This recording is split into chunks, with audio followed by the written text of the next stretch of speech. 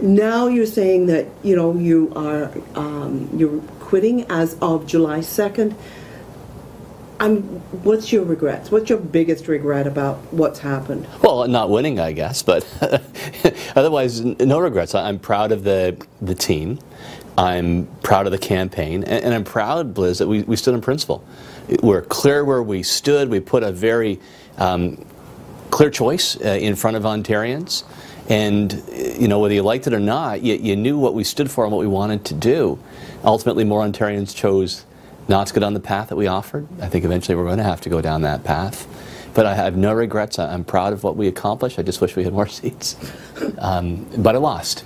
And so I said that night that it's time for a new leader to take over. He or she will determine the new direction of the party. And my proposition to caucus was that I would hand over the keys to the office of the new leader when he or she is selected. I thought it should be a short leadership period. That's my view. It does take some time to climb that learning curve, to put your team together, to figure out, no matter how much you think about it, what you stand for and where you want to get to as leader. So the sooner the better. Not all of caucus agreed. Some want a longer transition period before a leader is selected. Others think that we should moderate our views and move away from what we campaigned on in the election campaign. So I said, you know what? Then it's not my role to carry on. I'll step down before the House comes back into session. We can pick an interim leader, and the party then will decide, you know, when a new leader will be selected. So I played my role, and I've handed over the keys. Do you have any suggestions of who you think would make a good interim leader? Now, you know what? I'm going to stay out of that altogether. I know there's some very qualified and veteran members of caucus who would probably be interested in that position. The news is still pretty fresh. But I'm just going to take a step back. I've given my wisdom. I've led the party to this point. Caucus will choose the interim leader, then the party will choose the next one. That's not a battle for me to enter into. I'm going to make sure I hand over as best as possible a strong party apparatus, a functioning office to the incoming leader. Well, there's the old expression after an election campaign, those that were on the outside come down the hill and shoot the wounded, right? So that's probably not entirely helpful for rebuilding. And the very serious job we have to take on in the legislature. I mean, if this government continues on a path of the spending path, that's not good news for Ontario, nor is a lack of transparency. So we have to maintain that focus. You would not believe the number of police officers that came up to me and they said, look around, Tim, I don't care what the union says, I'm with you, right? You're right, you're the right guy for the job, we support what you're talking about. And I suspect the heads of the OPPA are probably not the ones that are actually driving the cars down the highway. Right. They're probably in the offices, so no. But I think that gets to an important point that we talked about as well, and hopefully will one day be implemented in Ontario just like it is in almost any other democracy. Shouldn't union members have a say about if their dues go to political causes? My grandpa, I've talked about him before, he was a proud union man, he fought for the little guy, but he was there to fight for the little guy, not to be a politician. And I think it's very fair to say to union members, you should be able to say no to your dues being used for political causes you don't support, whether it's political campaigns, whether it's attacking Israel, you know, all this stuff. That's not what dues are for. Give them a choice.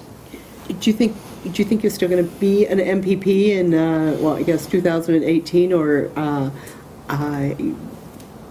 will you be sticking around that? Well, that's my plan to do so, and I think I've got an important job to do as an MPP.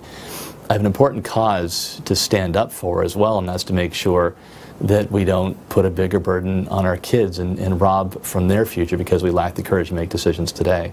I'll play that role and help support the next leader, whoever that person may be, as making sure that we stick to that important cause. And she said that, you know, some of the public sector unions have better, you know, if they're bringing back the same budget. She said if they read the budget, they would know there's no new money for pay increases. Do you think she's going to be able to hold the line on that? Well, eventually you go over the cliff. So you're about to head over the cliff, you should hit the brakes now as opposed to taking any chances down the road.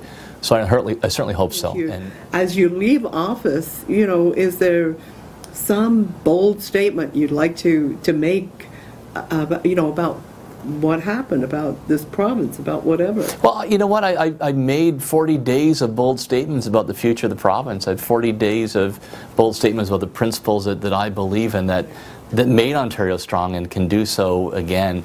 I'm not looking back. I'm looking forward to whatever I can do in the legislature to stick to those principles.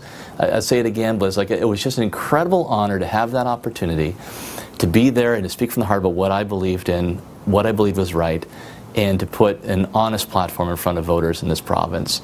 Ultimately, not enough chose to go that direction, but I'm still proud that we had the debate and that we presented those ideas before voters, because ultimately, it's a path we're going to have to take.